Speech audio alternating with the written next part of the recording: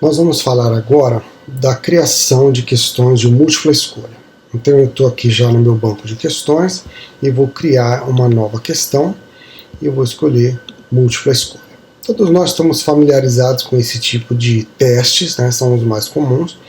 E eu vou fazer então um pequeno exercício aqui. Eu vou chamar a minha questão de pneumonia. Tá? Então o texto da questão seria então: uma criança receberá o diagnóstico de pneumonia se tiver, né? Aí nós vamos colocar as alternativas. Aqui eu posso colocar um feedback geral que será exibido para todos os estudantes, independente de terem errado ou acertado, né? Isso é muito importante você saber, porque é uma doença muito prevalente, com elevada morbidade, etc. Não. Aqui as configurações importantes. Uma ou múltiplas respostas. Então, se houver mais de uma alternativa correta e eu quiser que o estudante marque, por exemplo, de 5 opções ele tem que selecionar 2, eu vou colocar múltiplas respostas. Mas na maior parte dos casos a gente usa apenas uma resposta. Normalmente a gente deixa marcado aqui para misturar entre as alternativas. É importante para que a questão apareça de maneira diferente para os estudantes com as alternativas embaralhadas. Em geral, eu deixo sem numeração. Então as alternativas não vão vir acompanhadas de A, B e C ou 1, 2 e 3. Mas isso é uma questão de preferência individual. No nosso exemplo, vamos deixar com A, B e C. E agora aqui eu vou colocar as alternativas. Então a pergunta é: uma criança receberá o diagnóstico de pneumonia se tiver radiografia de tórax alterada? Então essa alternativa vai estar errada. Ela vai receber se tiver febre, taquipneia e sinais de infecção. Essa vai ser a resposta certa. Então eu vou dar 100% da pontuação. Embora eu possa escolher pontuações diferentes, inclusive pontuações negativas, se eu quiser penalizar o estudante caso ele responda errado, né? Aqui nós vamos colocar aqui, ó, hemograma com desvio à esquerda. E aqui na escolha 4 nós vamos colocar febre cuja origem não pôde ser determinada.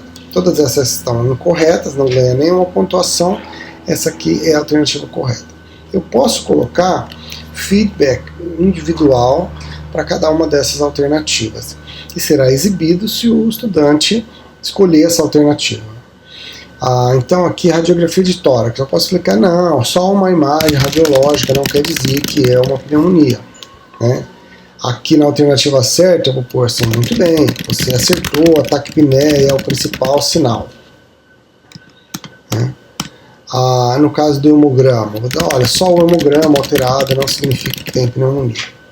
E febre, olha, a origem da febre pode ser várias e não necessariamente é pneumonia, né?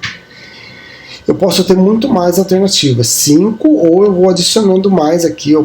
Se eu adicionar mais aqui 3, eu vou ficar com 8 possibilidades, né, de alternativas. Por padrão, a gente tem utilizado 4 alternativas por questão, tá? As próximas configurações, elas estão relacionadas ao feedback e também à possibilidade de múltiplas tentativas. Nós vamos ver mais adiante como é que isso pode ser utilizado para a elaboração de atividades formativas, tá? Mas basicamente, ó, o feedback combinado eu vou inserir de acordo com a pontuação que ele, se ele acertar ou ele errar. Então, para cada resposta correta, eu posso modificar esse texto para uma resposta parcialmente correta ou para uma resposta incorreta. Eu posso modificar se eu quiser. No caso de múltiplas tentativas, eu posso estabelecer que há uma penalidade para cada vez que ele errar, e aí eu vou colocar uma dica, tá? Então o número de vezes que ele poderá tentar é o número de dicas que eu colocar mais um, tá bom? E eu posso estabelecer penalidade ou nenhuma penalidade, depende da finalidade para a qual eu estou elaborando essa questão. Tá? O mais comum é a gente não usar esse recurso, mas pode ser utilizado. Então vamos salvar as mudanças e agora vamos visualizar a minha questão. Então eu vou usar aqui na lupa, olha lá, vai aparecer o meu enunciado, as alternativas em ordem embaralhada, né? Lembra que essa aqui foi a segunda que eu digitei, mas ela saiu no último e essas letras não significam nada, né? E aí, nesse caso, o botão verificar, ele vai aparecer aqui quando o meu questionário tem feedback imediato, né? Que o estudante marca e já verifica para saber se ele errou ou acertou. Aí aqui, ó, tá dizendo, você errou, o feedback de por que está errada essa questão, né, e dizendo qual é a resposta correta. Mas se eu programei o meu questionário para ser o feedback adiado, aquele botão verificar não vai aparecer, porque ele só vai saber se errou ou se acertou no final do questionário. Tá? E sempre eu vou poder aqui preencher a resposta correta para eu saber se está certo ou não. Tá? Então essas são as questões do tipo múltipla escolha.